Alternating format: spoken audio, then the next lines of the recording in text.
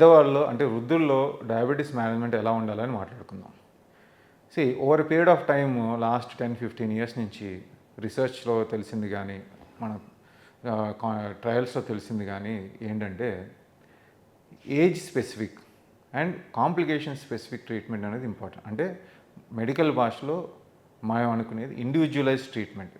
ప్రతి పేషెంట్కి ఒకే రకమైన ట్రీట్మెంట్ కాకుండా వాళ్ళ వయస్సు, వాళ్ళ ఆడవారా మగవారా, పిల్లల పెద్దవాళ్ళ, వృద్ధుల ఎంగేజ్లో ఉన్నారా, వర్కింగ్ ఏజ్లో ఉన్నారా, ఏ టైప్ ఆఫ్ వర్క్ చేస్తారు అనేది చాలా జాగ్రత్తగా మనం చూసుకోవాలి. ఎందుకంటే జస్ట్ ఫర్ ఎగ్జాంపుల్ ఒక డ్రైవర్ ఉన్నారు, బస్సు కానీ లారీ కానీ కార్ డ్రైవర్, వీళ్ళకి మనం అవగాహన తక్కువ ఉండి లో షుగర్స్ అయ్యే అవకాశాలు ఉంటే దానివల్ల యాక్సిడెంట్ అయ్యి వాళ్ళకి ప్లస్ వాళ్ళతో ప్రయాణించే వాళ్ళకి కూడా ప్రమాదం ఉండొచ్చు. సో వాళ్ళకి ఎలా మేనేజ్ చేయాలి.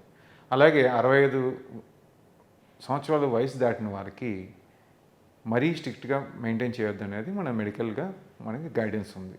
అంటే ఫర్ ఎగ్జాంపుల్ 70 దాటిన వాళ్ళకి 7.5 హెచ్బిఎన్సీ దాకా ఉండొచ్చు, ఆల్మోస్ట్ 8 దాకా కూడా హెచ్బిఎన్సీ ఉండే అవకాశాలు ఉంచవచ్చు అనేది ప్రస్తుత గైడ్లైన్స్.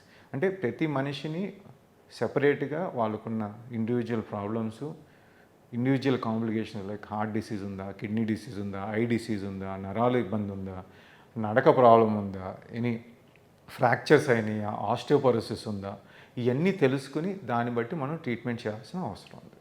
రెండోది, ఒకవేళ మనకి పెద్దవాళ్ళలో మరీ స్ట్రిక్ట్గా హెచ్బిఎన్సీ 6.5, 6కి తీసుకొద్దాం, 7 లోపల తీసుకొద్దాం అంటే లో షుగర్స్ అయ్యే అవకాశాలు కొంచెం పెరుగుతాయి. లాంగ్ టర్మ్ డయాబెటీస్ ఉన్న వాళ్ళకి లో షుగర్ అయినప్పుడు ఆ సిమ్టమ్స్ కూడా తెలిసే అవకాశాలు ఉండవు.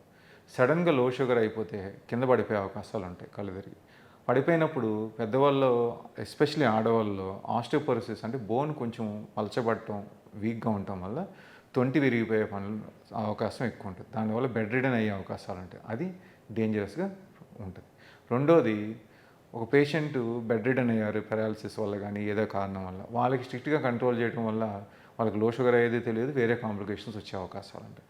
సో పెద్దవాళ్ళలో ఏంటంటే ప్రస్తుత గైడెన్స్ వాళ్ళకున్న వయస్సు, ఆడవారా మగవారా, వాళ్ళకున్న complications heart, lung, kidney, nerves, ice, ఇవన్నీ కాంప్లికేషన్స్ ఎలా ఉన్నాయి, లేకపోతే క్యాన్సర్స్ ఇవన్నీ ఉన్నాయో లేదో తెలుసుకుని వాళ్ళ యాక్టివిటీ లెవెల్ ఎలా ఉందో చూసుకుని దాన్ని బట్టి మనం షుగర్ వాల్యూస్ అనేది మేనేజ్ చేయాలి. ఫుల్లీ యాక్టివ్ పర్సన్ ఉన్నారనుకోండి, డెఫినెట్గా 7 లోపల కూడా మనం హెచ్బిఎన్సీ తీసుకురావచ్చు. అలా ఇండివిజువల్గా ట్రీట్ చేయడం అనేది ప్రస్తుత గైడెన్స్, మేము ప్రస్తుతం ఫాలో అయ్యే గైడ్లైన్స్ అండి.